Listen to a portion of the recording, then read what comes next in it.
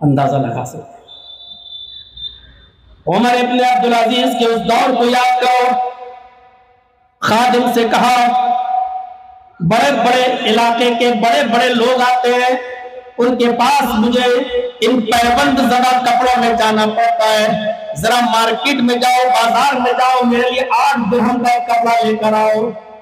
عمر ابن عبدالعزیز کا خادم 8 درہم لے کر جاتا ہے، اور جو کپڑا مارکیٹ سے بازار سے خرید کر لاتا ہے عمر ابن عبدالعزیز کو دیتا ہے۔ عمر ابن عبدالعزیز اس کپڑے کو دیکھتے ہیں، آنکھوں میں آنسو آ جاتے ہیں اور کہتے ہیں کہ اس کو لے کر واپس جاؤ۔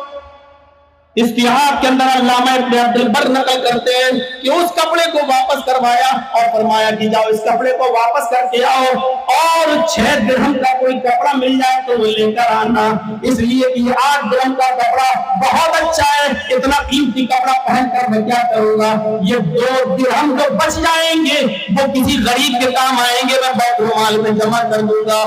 ان کا خادم رونے لگا، کہنے لگا امیر المومنین یہ آپ کو کیا ہو گیا ہے؟ فرمایا یہ میرا معاملہ، میں تمہیں بھیج رہا ہوں۔ فرمایا تم کیوں رو رہے ہو؟ عمر ابن عبدالعزیز نے اپنے خادم سے پوچھا کہ تم کیوں رو رہے ہو؟ اس خادم نے جو جواب دیا اس جواب کو سنیے، اور معاشرے کی اصلاح معاشرہ کے موضوع پر یہ خطاب سننے والے ذرا غور سے سنیے۔ اس جواب کو سننے کے بعد ہم اپنی حالت پر بھی غور کریں، ہم اس طرف بھی آئیں گے، لیکن اس جواب کو پہلے سنیے جو ان کے خادم نے دیا ہے۔ خادم نے جواب دیا امیر المومنین آج آپ کو 8 درہم کا کپڑا بھی مہنگا لگ رہا ہے،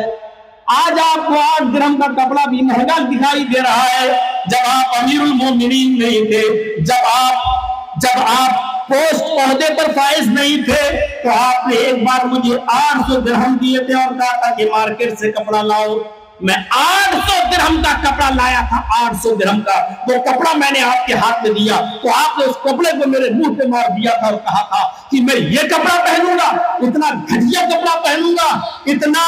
کمتر کپڑا پہنوں گا، پھر آپ نے 200 درہم اور دیے اور کہا 1000 درہم کا کپڑا لے کے آؤ۔ کل تک 800 درہم کا کپڑا بھی آپ کو گھٹیا لگتا تھا،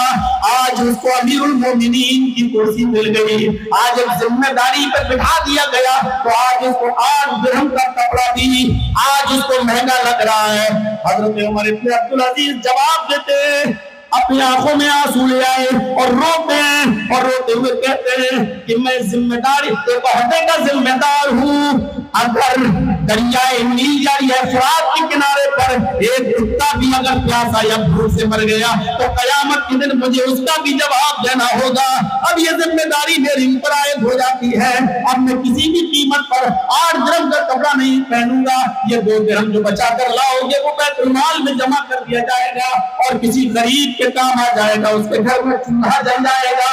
ایک ذمہ دار شخص ذمہ داری سے بھر چکا ہے اور اس کے اندر ایسا تقویٰ پیدا ہو گیا ہے کہ اب 800 درہم کا کپڑا وہ اس لیے نہیں پہن رہا ہے کیونکہ اب میں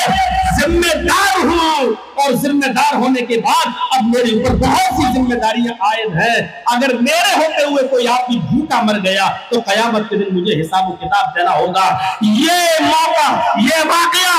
میرے بھائیوں رہنمائی کرے گا، میڈیا والوں کو بھی یہ واقعہ رہنمائی کرے گا، الیکٹرک میڈیا کے لیے بھی اور پرنٹ میڈیا کے لیے بھی، اور یہ واقعہ بتائے گا کہ ہم نے کیسے کیسے اسلاف اور کیسے کیسے بزرگ ہمارے یہاں پیدا ہوئے جنہوں نے اپنے کپڑوں کے ساتھ بھی سمجھوتا اس لیے نہیں کیا، اگر ہم مہنگا کپڑا پہنیں گے تو غریب لوگ کیا کھائیں گے اور کیا پیئیں گے، ان کے بھوک اور پیاس کو سامنے رکھتے ہوئے،